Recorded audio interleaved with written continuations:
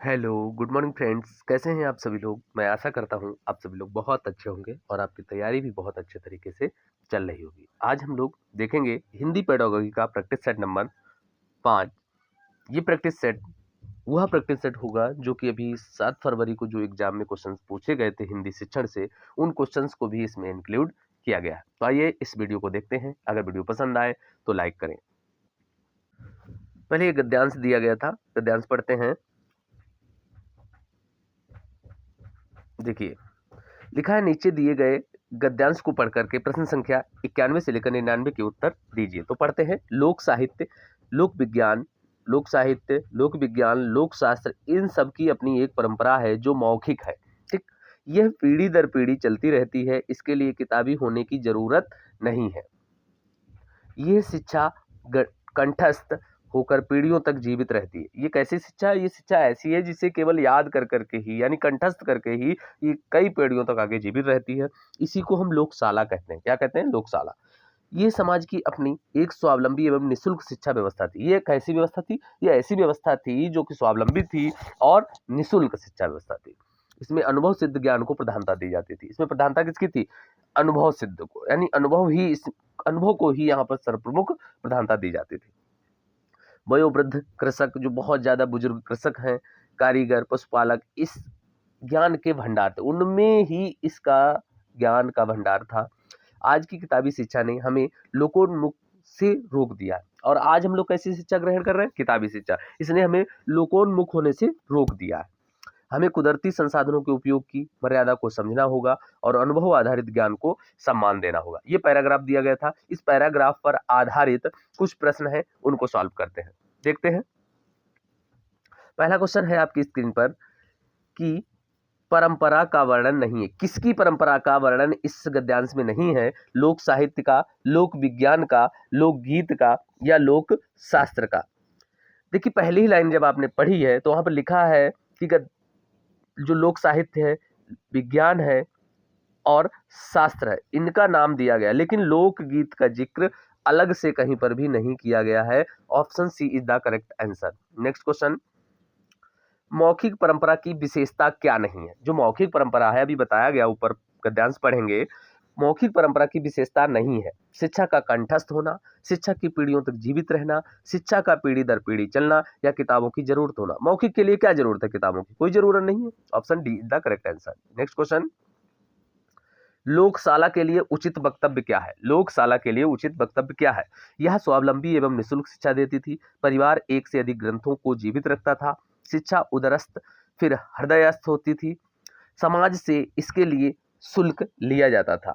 इसमें से कौन सा उचित वक्तव्य है वो आपको बताना है। तो राइट आंसर है, यह जो स्वावलंबी, ये शिक्षा जो थी स्वावलंबी और निःशुल्क शिक्षा प्रदान करती थी। Option A is the correct answer. Next question. लोकशाला के संदर्भ में किस बात की जरूरत नहीं है? लोकशालाएं स्थापित करने की, लोकोन्मुख बनने की, लोकशालाओं में किताबी ज्ञान देने की, लोकशालाओं में अनुभवी लोगों को बुलाने की, किसकी आवश्यकता नहीं है? तो राइट आंसर है ऑप्शन सी, लोकशालाओं में किताबी ज्ञान देने की कोई जरूरत नहीं है। Next question. लोकशाला में क्या सीखने को मिलेगा? पुस्तकों में संकलित ज्ञान, पुस्तकेतर अनुभव आधारित ज्ञान, संसार में उपलब्ध समस्त ज्ञान, गूगल या वेब पर उपलब्ध ज्ञान। क्या सीखने को मिलेगा? तो राइट आंसर बनेगा ऑप्शन बी, पुस्तकेतर अनुभव आधारित ज्ञान। पुस्तकों से हटकर अनुभव आधारित ज्ञान आपको यहाँ पर लोकशाला में सीखने को मिलेगा। Next question. गद्यांश के अनुसार अनुभव सिद्ध समुदाय का अंग नहीं है। अनुभव सिद्ध समुदाय का अंग कौन सा नहीं है? वयोवृद्ध वैज्ञानिक, वयोवृद्ध पशुपालक, वयोवृद्ध कारीगर, वयोवृद्ध कृषक, इनमें से कौन सा अनुभव सिद्ध समुदाय का अंग नहीं है? तो राइट आंसर है ऑप्शन ए, वयोवृद्ध वैज्ञानिक ये नहीं है। वयोवृद्ध पशुपालक, कारीगर और कृषक ये सभी हैं। Option A is the correct answer. Next question. भिन्न पहचानना है, इनमें से अलग क्या है? सायास, सजग, साहित्य, सुदीर्घ। राइट आंसर बनेगा आपका ऑप्शन सी, साहित्य जो है इन तीनों से बिल्कुल अलग है। Next question. कुदरती संसाधनों के उपयोग की मर्यादा का आशय क्या है? मनमर्जी से संसाधनों का उपयोग किया जाए, कुदरती संसाधनों का अनाप शनाप उपयोग किया जाए, विकास के लिए कुदरती संसाधनों का दोहन किया जाए, आवश्यक होने पर ही कुदरती संसाधनों का उपयोग किया जाए। राइट आंसर बनेगा ऑप्शन डी, आवश्यकता जब पड़े तभी आप कुदरती संसाधनों का उपयोग करें। Next question. लोकोन्मुखी का संधि विच्छेद क्या होगा? लोक प्लस ओन्मुखी, लोकोन्मुखी, लोक प्लस उन्मुखी, लोकात प्लस मुखी। राइट आंसर बनेगा आपका ऑप्शन सी, लोक प्लस उन्मुखी। नेक्स्ट क्वेश्चन, अगले में हम लोगों को क्या करना है, कविता को पढ़ना है और 100 से लेकर के 105 तक के उत्तर इस कविता पर ही है। कविता पढ़ते हैं। हो अधीर मत मानवते, अभी त्राण है शेष, अभी कोमल किरणें जूझ रही हैं, छा रही चतुर्दिक विकट धूम, कुटिल नाग घूम रहे हैं, दानवता की चमू खिलखिला रही है। इस पर आधारित 100 से लेकर के 105 तक के प्रश्न है, सॉल्व करते हैं।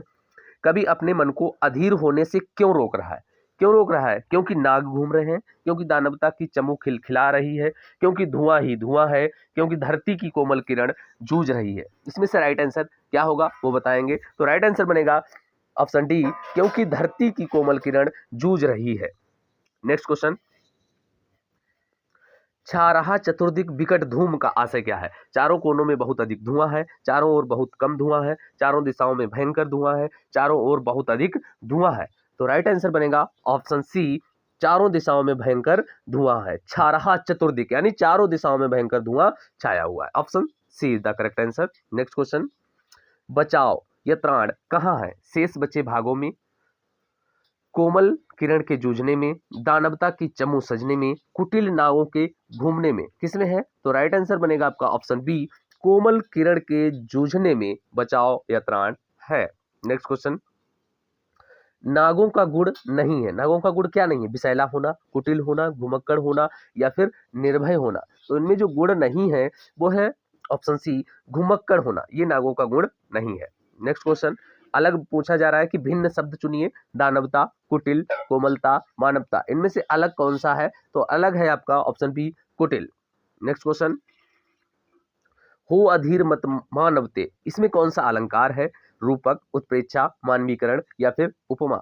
राइट आंसर बनेगा ऑप्शन सी, मानवीकरण। हो अधीर मत मानवते में मानवीकरण अलंकार है। नेक्स्ट क्वेश्चन, निम्नलिखित में से कौन सा भाषा में अर्थ के पहलुओं से संबंधित है?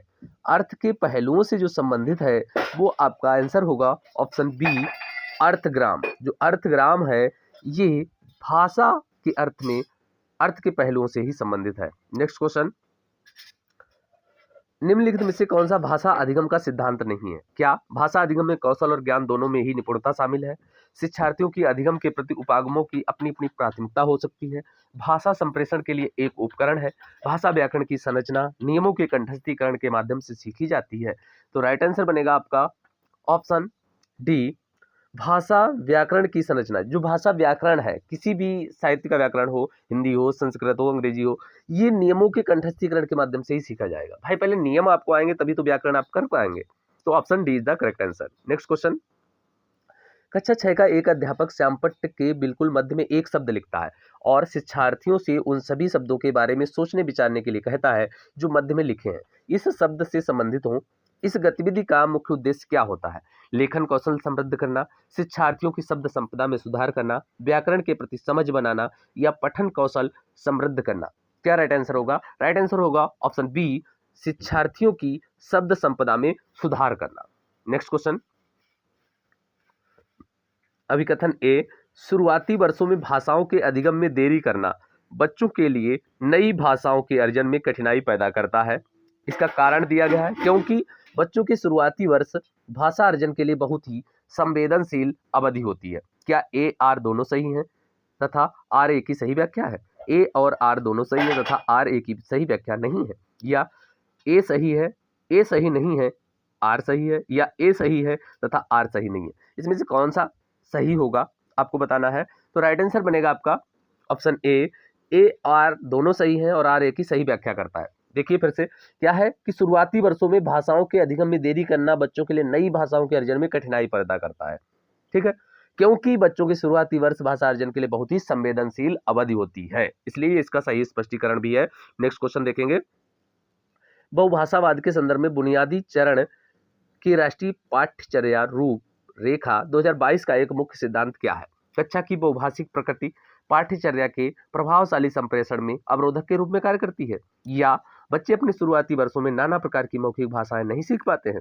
बहुभाषावाद के संज्ञानात्मक और सामाजिक सांस्कृतिक दोनों ही लाभ हैं।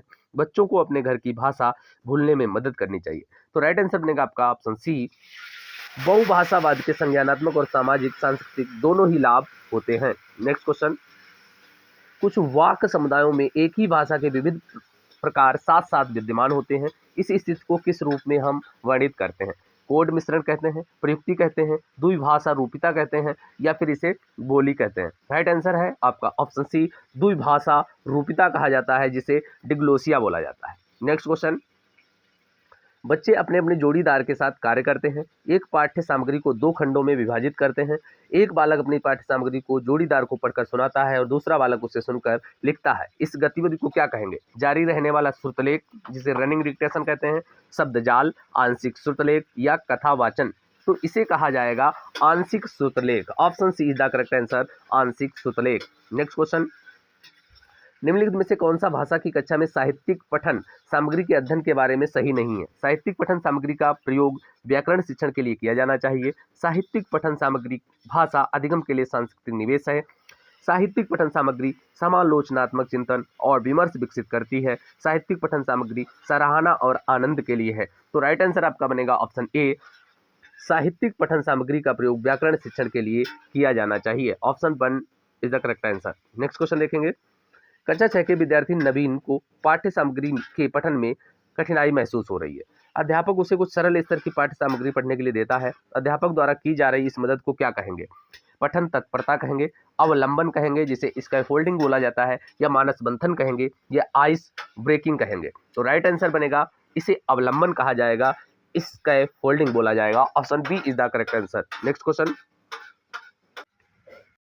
भाषा शिक्षण अधिगम का कौन सा उपागम इस मत में विश्वास करता है कि भाषा एक आदत है?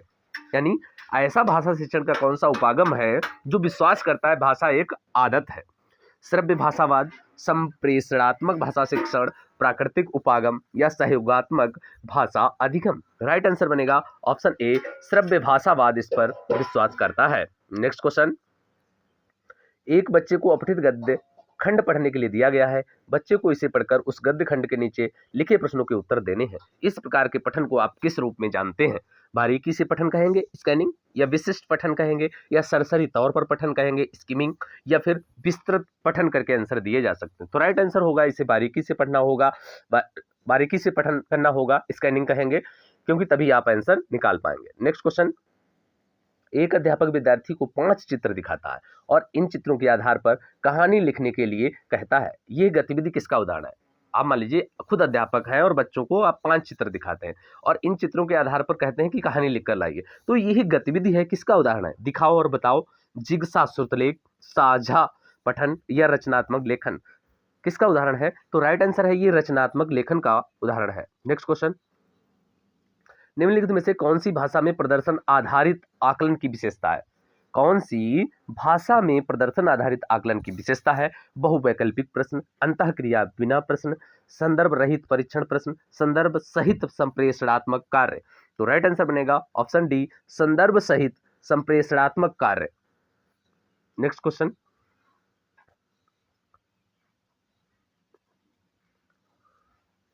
पठन के बारे में दिए गए कथनों पर विचार करना है। पठन केवल अक्षर ध्वनि संबंध की समझ और शब्दों को सही प्रकार से उच्चारित करना भर ही है। पठन अर्थ तक पहुंचने के लिए संकेतों को डिकोड करना है। क्या ए और बी दोनों सही हैं? ए सही है लेकिन बी गलत है, या बी सही है ए गलत है, या ए और बी दोनों गलत हैं? तो राइट आंसर बनेगा ऑप्शन सी, बी तो सही है लेकिन ए गलत है। पठन अर्थ तक पहुंचने के लिए संकेतों को डिकोड करता है, ये तो करेक्ट है, लेकिन पठन केवल जो शब्द आ गया है, केवल, ये क्या है? आपका नेगेटिव वर्ड है यहाँ पे। नेक्स्ट क्वेश्चन, एक अध्यापक को अपने विद्यार्थियों के श्रवण कौशल का आकलन करना है। श्रवण आकलन हेतु वह किस गतिविधि का चयन करेगा? बच्चों को उनकी मौखिक प्रस्तुति के आधार पर श्रेणी देगा। अध्यापक कहानी सुनाता है और इसके बाद बोध आधारित प्रश्न पूछता है। अध्यापक बच्चों को कहानी पढ़ने के लिए कहता है। अध्यापक शब्द संपदा आधारित कार्य करने के लिए देता है। इनमें से कौन सा कार्य आप करेंगे ताकि आप विद्यार्थियों के श्रवण कौशल का आकलन कर सके? तो राइट आंसर आपका बनेगा ऑप्शन बी, आप सबसे पहले कक्षा में कहानी सुनाएंगे, इसके बाद बोध आधारित प्रश्न आप बच्चों से पूछेंगे। इससे क्या होगा, श्रवण कौशल का आप आकलन कर सकते हैं। आज के वीडियो में इतना ही। अगर वीडियो पसंद आया है तो प्लीज लाइक करें और अपने दोस्तों को भी शेयर करें। फिर मिलते हैं नेक्स्ट वीडियो में, तब तक के लिए जय हिंद।